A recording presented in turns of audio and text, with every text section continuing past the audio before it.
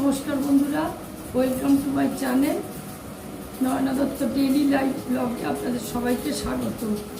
আজকের একটা নতুন আসন আপনাদের দেখাবো। নতুন নয়, তবুও যাদের পেশিতে ব্যথা করে, যন্ত্রণা হয়, অনেক ছেলে মানুষদেরও কিন্তু এই পায়ের পেশিতে ব্যথা যন্ত্রণা করে। নিয়মিত যদি আপনি যোগাসন অভ্যাস করেন তাহলে শারীরিক যত সমস্যা আপনার দূর করতে সাহায্য করবে কিন্তু এই যোগাসন।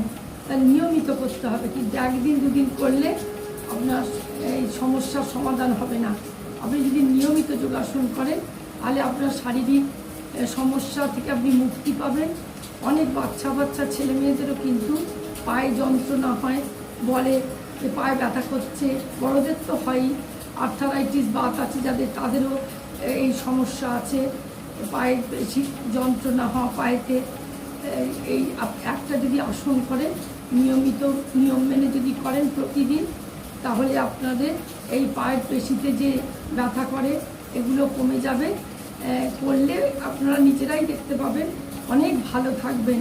নিয়মিত যারা যোগাসন করে তাদের শরীর অনেক সুস্থ এবং ফিট থাকে তারা। তাহলে আসুন আপনাদের দেখাই সেই আসন, পদচক্রাসন। পাকে চক্রের মতন ঘোরানো। তাহলে দেখে নিন কীভাবে পদচক্রাসন বা চক্র পদাসন করব। নিয়মিত করবেন 3 থেকে 5 বার, যদি একসঙ্গে অত পারবেন না, প্রথম পা তুলে ঘোরানো তো, সব একসঙ্গে না পারলে 3 বার 5 বার করে এক একটা রাউন্ডে ক্লকওয়াইজ অ্যান্টি ক্লকওয়াইজ ঘোরাবেন। চেষ্টা করবেন, চেষ্টা করলেই পারবেন।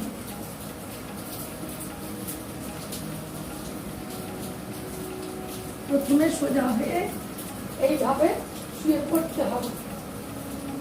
প্রথমে একটু চুপচাপ শুয়ে থাকবে, চোখ বুঝিয়ে। তারপর ডান পাটা একটুখানি অল্প একটু মেঝে থেকে ওপরের দিকে তুলে ক্লকওয়াইজ, আমি 10 দেখাবো না, 3 থেকে 5 বার দেখাবো। ক্লকওয়াইজ ঘোরানো।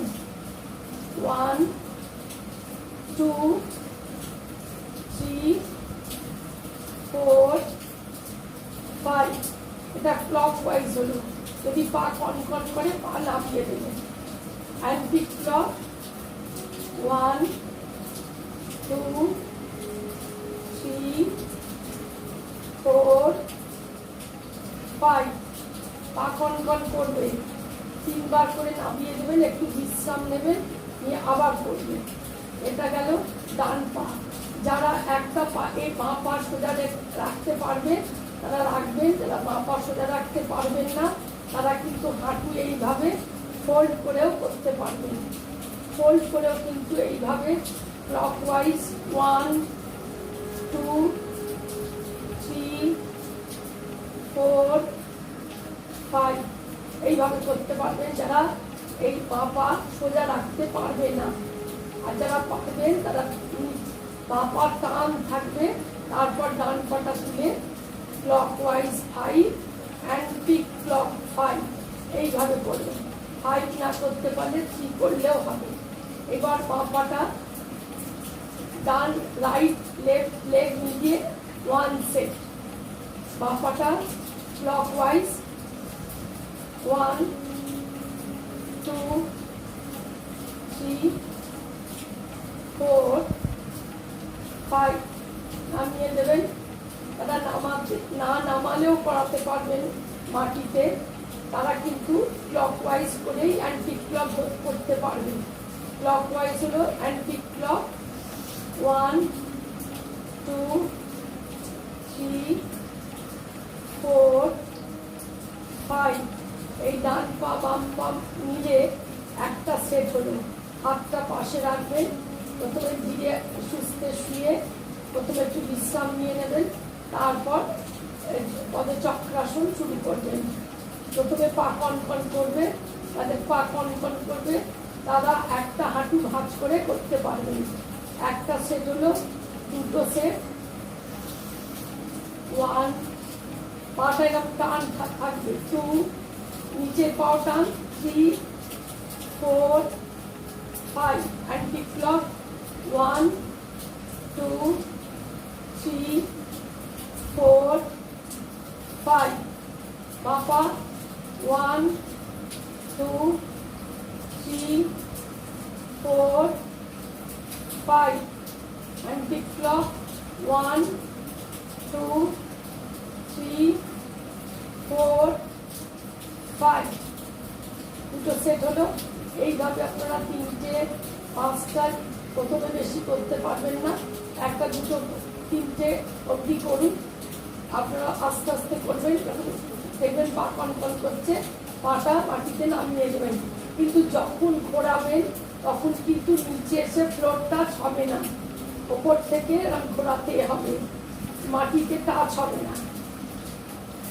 এইভাবে আপনারা পদচক্রাসন যদি নিয়মিত অভ্যাস করেন, দেখবেন আপনাদের পায়ের পেশিতে যে ব্যথা, তাহলে চক্র পদাসনে আপনার প্রচুর উপকারিতা আছে। যাদের পায়ের পেশিতে ব্যথা করে, এই পদচক্রাসন বা চক্র পদাসন আপনার পেটের মেদ কমাতেও কিন্তু খুব সাহায্য করে। পেটের মেদ কমাতে সাহায্য করে, পিঠের ব্যথা এগুলো কমাতেও কিন্তু সাহায্য করে, মেরুদণ্ডকে শক্তিশালী করে এই পদচক্রাসন। তাই নিয়মিত আপনারা পদচক্রাসন করুন, পায়ের পেশিকে মজবুত করে। পা যখন ভালো থাকে তখন সারা শরীরকে বহন করে পা, তাহলে পাকে আপনার সুস্থ রাখতে হবে।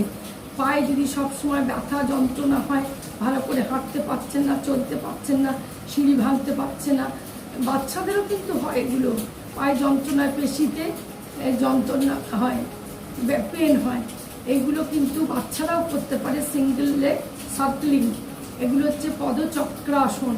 ক্লকওয়াইজ অ্যান্টি ক্লক 3 করলেও হবে, এদিক ক্লকওয়াইজ 3 অ্যান্টি ক্লক 3। তাহলে নিয়মিত করুন, পায়ের পেশিকে মজবুত করবে, হাঁটুকেও করবে। এই যে জয়েন্ট থাকে, এই পায়ের পেশি যদি মজবুত হয়, জয়েন্টও ভালো থাকবে। তাহলে আপনারা নিয়মিত পদচক্রাসন অভ্যাস করুন, দেখবেন আপনাদের পা শক্তিশালী হবে, মজবুত হবে। পাকে মজবুত রাখুন।